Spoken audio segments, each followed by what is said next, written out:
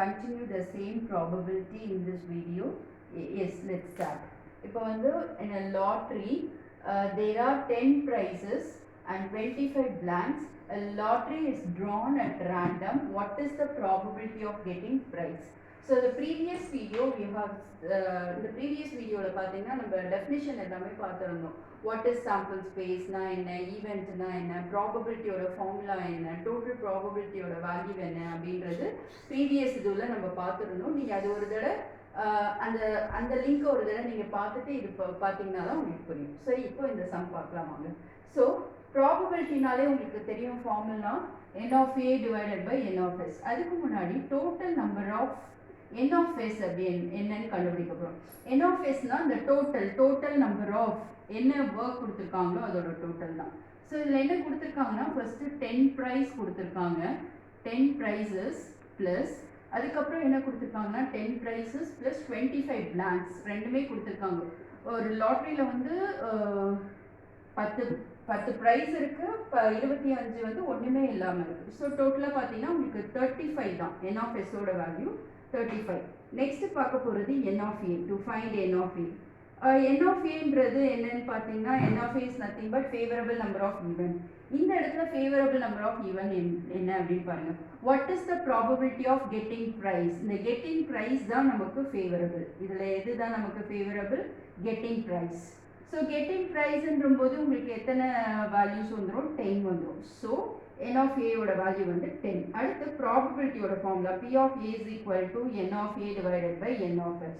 அதாவது favorable number of event divided by total number of events. இதுதான் formula. So n of a வந்து 10 கண்டுபிடிச்சிருக்கோம். n of s 35. 5 table use பண்ணீங்கன்னா 2 times 7 5. So டோட்டலா நம்மளோட probability வந்து 2/7. Okay. Next problem பாருங்க. What is the probability of that a card drawn from a pack of 52 cards will be a diamond or a king? So இப்போ நம்ம solution பார்க்கலாம். So first n of s.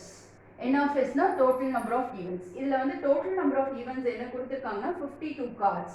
அப்ப n of s வந்து நமக்கு 52 cards வந்துரும். Okay.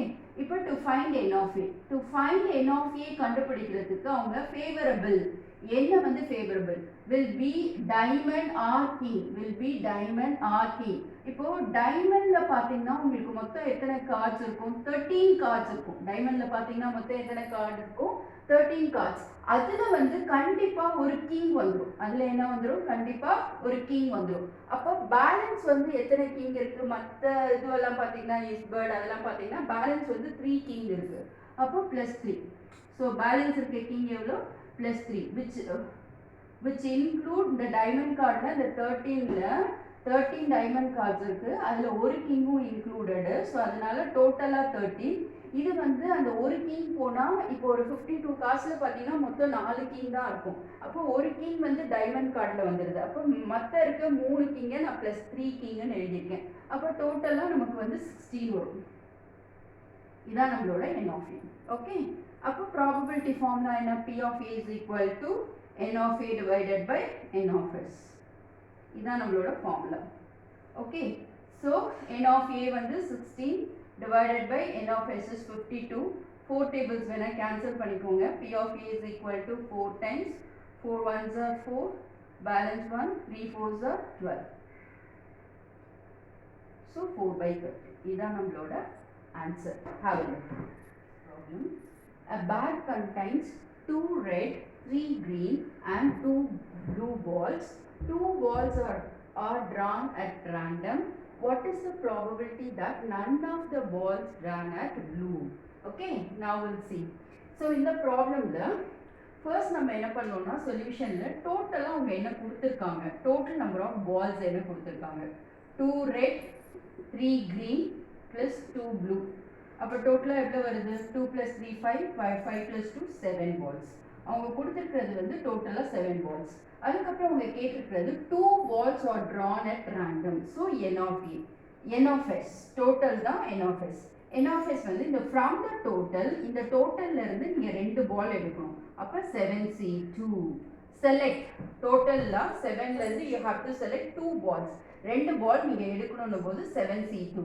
So இப்போ நமக்கு எப்படி தெரியும், எப்படி கால்குலேட் பண்ணுவோம்? 7C2 இந்த 2 வந்து டினாமினேட்டரில் 1 into 2, 7 பேக்வேர்ட்ஸாக எழுதுவோம். 7 into 6 cancel பண்ணினா 3 times. So n of s is equal to 7 3s are 21. Now we are going to find out n of a. To find n of a. So what is n of a? N of a is nothing but favorable number of outcome. N of a is nothing but the favorable number of outcome. Our number of outcome is none of the balls drawn at blue color. So நம்ம வந்து blue colorல select பண்ணவே கூடாது, மற்ற கலர்ஸ்ல select பண்ணலாம். So டோட்டலா நமக்கு அந்த values balls என்னென்ன இருக்குன்னு பார்த்துக்கோங்க. டோட்டலா நமக்கு வந்து 3 green ball இருக்கு, 2 blue ball இருக்கு, plus 2 red ball இருக்கு. Okay.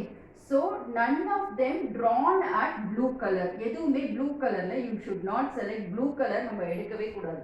அப்ப balance number of balls எத்தனை இருக்கு? Balance வந்து 5 balls இருக்கு. 3 plus 2 வந்து balance நமக்கு 5 இருக்கு. So இந்த 5ல இருந்து தான் நம்ம செலக்ட் பண்ண போறோம். So n of a is equal to 5C2. எப்படி கால்குலேட் பண்ணுவோம்? 1 into 2